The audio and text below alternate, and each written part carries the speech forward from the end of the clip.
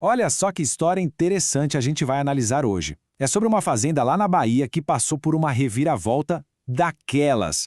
Uma história que é pura estratégia, muita ciência e, o mais importante, uma mudança total de mentalidade. E tudo começou com essa frase aí do Tiago Rentes. A gente percebeu que não estava produzindo o que poderia. Parece simples, né? Mas essa frase foi a faísca. Foi o que deu início a uma das maiores viradas na história da Fazenda da Família. Ok, então o nosso roteiro aqui para entender essa transformação é o seguinte. A gente começa no ponto de virada, passa pela mudança de mentalidade, entende os 3 pilares da transformação, mergulha na estratégia agronômica de elite e, por fim, vê os resultados na colheita. Vamos lá? Bom, começando pelo começo, né? O ponto de virada. Porque toda grande transformação, geralmente, nasce de um grande problema. E para a família Rendes, esse problema veio com tudo no ano de 2016. Aquele ano, 2016, um evento climático pesado, um baque mesmo, jogou a fazenda numa crise financeira bem séria. Sabe como é, né? De repente, a preocupação principal não era mais a planta, o solo, era a planilha. Era uma questão de sobrevivência, de apagar incêndio todo dia. Mas olha, sobreviver é uma coisa, prosperar é outra, né? E eles sacaram isso. Não adiantava só passar pela crise. Era preciso mudar de verdade, na raiz do problema. E isso exigiu o que a gente chama de virada de chave, uma mudança total na forma de pensar a fazenda.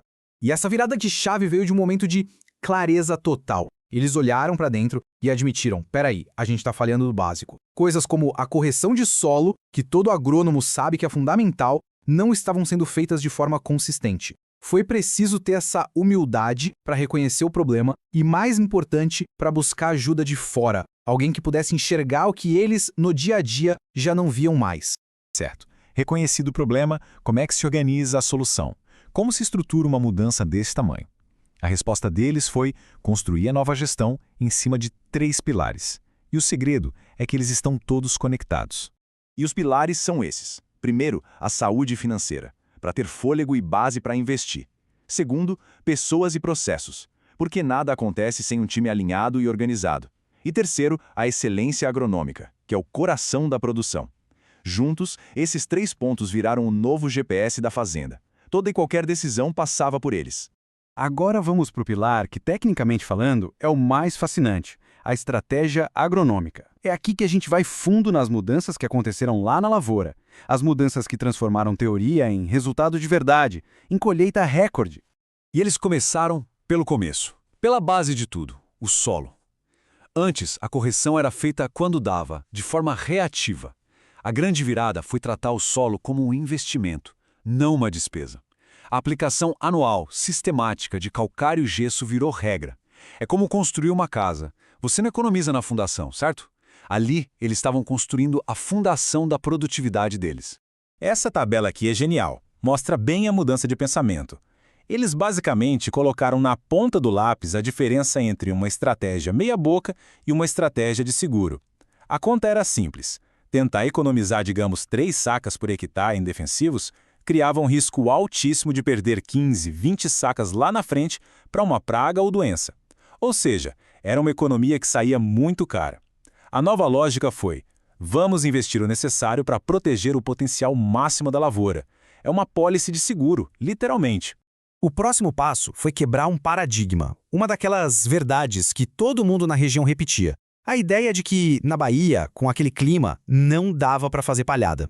Era algo que eles mesmos acreditavam. Como diz a frase, Pois é, eles não só provaram que era possível, como transformaram isso num dos pilares do sistema.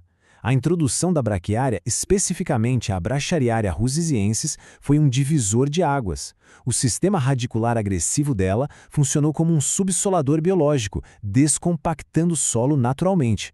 Além disso, a ciclagem de nutrientes foi fantástica, principalmente de potássio e fósforo. Na prática, eles estavam melhorando a física, a química e a biologia do solo, tudo ao mesmo tempo com uma única planta. E essa frase aqui, ela resume tudo. A gente saía para olhar a lavoura e acabava olhando a braquiária, não o algodão. Isso mostra que a planta de cobertura deixou de ser um mero detalhe ou uma ferramenta. Ela virou uma cultura principal, tão importante quanto a soja ou o algodão, porque eles entenderam que o sucesso da cultura comercial dependia diretamente do sucesso da braquiária. O refino técnico não parou por aí, foi para dentro da planta, na nutrição. Eles foram além do simples o que aplicar e começaram a pensar em como a planta usa o que a gente aplica. Por exemplo, eles perceberam que ao fornecer níquel junto com o nitrogênio, eles melhoravam a eficiência de uma enzima-chave, a urease. O que isso faz? A planta metaboliza o nitrogênio mais rápido, não acumula açúcar sobrando na folha. E folha com menos açúcar é menos atrativa para pragas e algumas doenças. É a nutrição trabalhando a favor da sanidade. Ok? Depois de toda essa mudança de mentalidade, de processos, de manejo de solo, de nutrição, a pergunta que fica é: e aí? Qual foi o resultado na colheita? Bom, é aqui que a história fica espetacular. Da soja, eles alcançaram um número que é quase um mito, um objetivo de vida para muito produtor: 100 sacas por hectare. E não foi num pedacinho não, foi em vários talhões. Eles não só quebraram o recorde de produtividade, eles quebraram a barreira psicológica. E o sucesso se repetiu no algodão. Chegaram a 400 arrobas de pluma por hectare. Um número incrível, que só reforça uma coisa: não foi um resultado isolado, de sorte. Foi a consequência de um sistema inteiro trabalhando em sinergia. Só que o mais impressionante talvez seja a mentalidade deles agora, depois de tudo isso. O Thiago diz: eu não sei se a gente está na metade da escada, se está a 60%, a 70%, mas eu sei que está longe do 100% do nosso potencial. Ou seja, os recordes de hoje são apenas o ponto de partida, porque eles acreditam que ainda podem alcançar. O jogo continua. E tudo se resume a essa pergunta que virou o lema da Fazenda.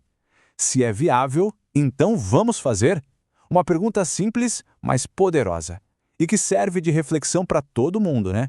Fica a pergunta no ar. Qual é o potencial que ainda não foi explorado, que está só esperando a gente decidir fazer?